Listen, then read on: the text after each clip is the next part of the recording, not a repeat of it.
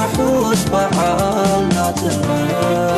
ማዕረ ልዕልን ምረታዊ ተጋድሎና ተሓድት ያናትነት ክትዕቀብ ብኽብራ በዓይነቱ ተጻብቆ ሳላ ዝመከትና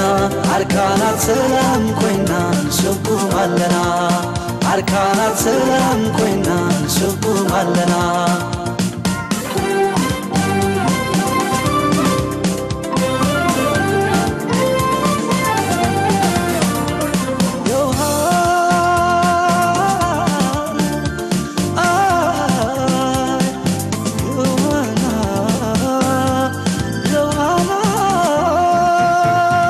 Yohana, Yohana, Yohana,